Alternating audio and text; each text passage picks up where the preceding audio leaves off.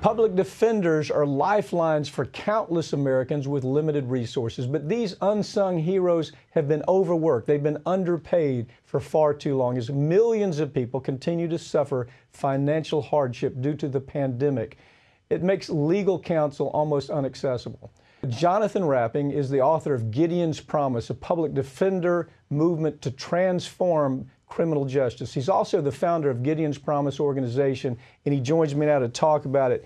Jonathan, first of all, thank you for the work you're doing out there. There are not a lot of folks doing that. Tell us how your organization got its start and what it provides. Why is it so important to Americans?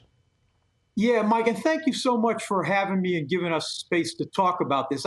There are a handful of public defender offices in the nation that have the resources and support necessary to give people on the margins representation when they're charged with a crime. I started in one of those offices, and then after a decade, I moved to the South to do work in Georgia, Alabama, Mississippi, Louisiana. And it was my introduction to what justice looks like for most people who don't have means in America. And I started meeting these young, passionate public defenders who came out of law school and they wanted to help give people justice. And they came into systems that just beat the passion out of them, that it accepted injustice as the norm. And within a few years, they would either quit or they would become part of the problem. They would be part of a processing conveyor belt. And so Gideon's Promise started as an organization to give training and support to public defenders in places that are most dysfunctional. Jonathan, you know, we all know the Sixth Amendment, it provides that every American is guaranteed the right to counsel under the Constitution. But the unfortunate truth is millions of people simply can't afford representation they need. And the problem is, it seems to me, one of the biggest problems you're faced with is every time a budget needs to be cut, they cut it here because it's easy on the chopping block. Nobody gets mad. If you're close on a budget cut, take it away from the people that are defending, that are involved with criminal justice process, the public defenders. Talk about how this influences verdicts all over the country. Absolutely. So when you say verdicts, that assumes that there are trials. And the reality is in our criminal justice system, less than 5% of the cases end up even going to trial. The system has become so overwhelmed and so under-resourced that prosecutors have found ways to use tools at their disposal to coerce people into giving up their right to trial and to pleading guilty. Prosecutors do that every day by holding people, asking people be held pre-trial who are presumed innocent on money bonds they can't afford, by what's called stacking charges, overcharging people to make the cost of going to trial unbearable, by asking for draconian sentences with mandatory minimums. And without public defenders who are there to resist prosecutors at every step of that process, prosecutors are able to simply process people through the system and coerce guilty pleas. No real justice. I was looking at statistics in Missouri. The Missouri public defender last year handled 80,000 cases. That's 100 cases a week for everybody who's a public defender. Virtually impossible. If you're really going to lawyer, you can't handle 100 cases a week. And you know what it looks like. So what ends up happening is these folks spend, if they're arrested, okay, here's how it goes. They're arrested, they can't make bail, so they sit in jail for 2 to 3 weeks because the public defender can't even get to them. So I want to ask you this. The pandemic was absolutely horrible for most of the economy, and millions of Americans are continuing to suffer financial hardship. How has those past year impacted the caseload of public defenders? When I look at these numbers, it's startling. So you're absolutely right, Mike. In a system that is already overwhelmed over the last 18 months, the backlog has become unbearable. But it also has provided prosecutors with another tool to force people to give up the right to trial. So lots of people who are now sitting in jail are sitting in jails that are dangerous. They're COVID infested, and prosecutors can say, listen, I'll tell you how you get out of jail. Plead guilty, give up your right to trial. And now people say I either can go to trial, right? But that means I have to sit in a cell where I might die. And a lot of people are pleading guilty, and that tends to be the way over the last 18 months we've been dealing with backlog. Yeah.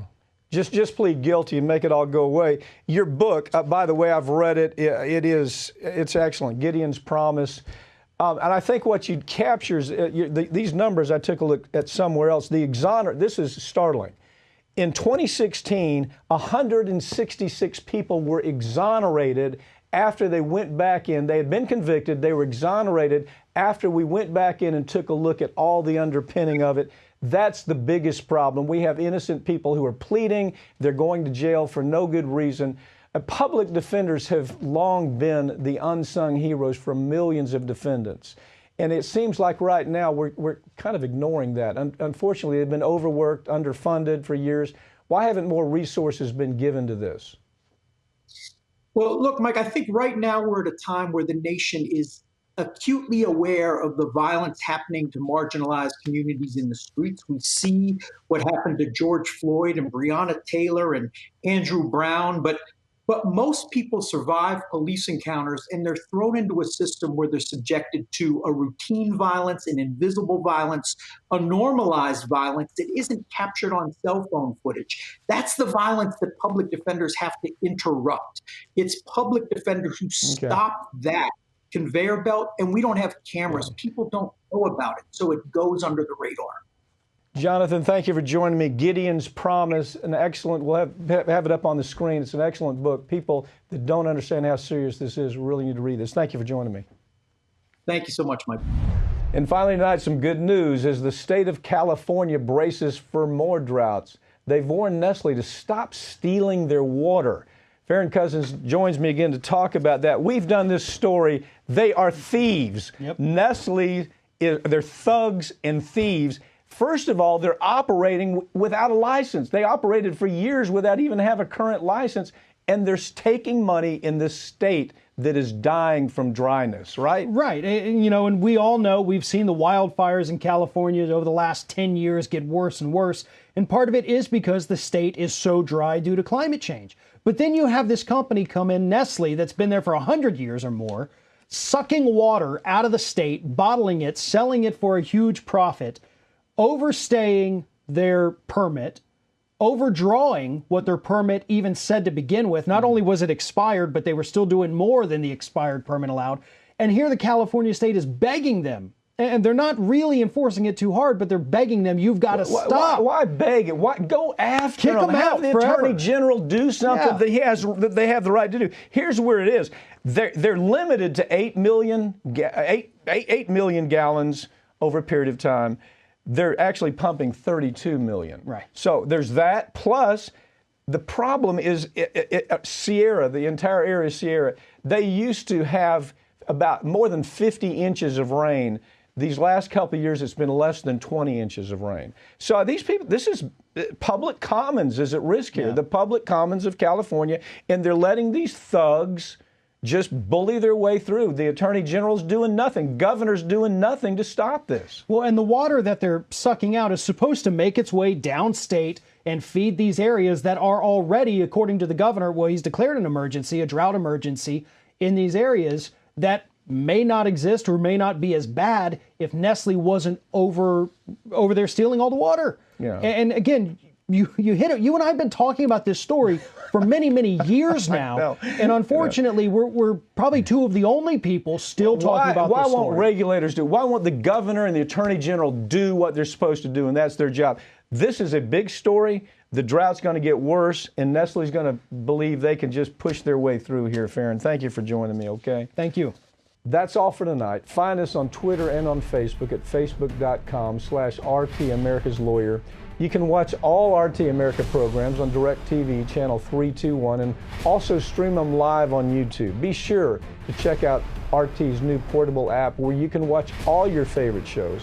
I'm Mike Papantonio, and this is America's Lawyer, where every week we tell you the stories that corporate media is ordered not to tell because their advertisers order them not to tell those stories. Have a great night.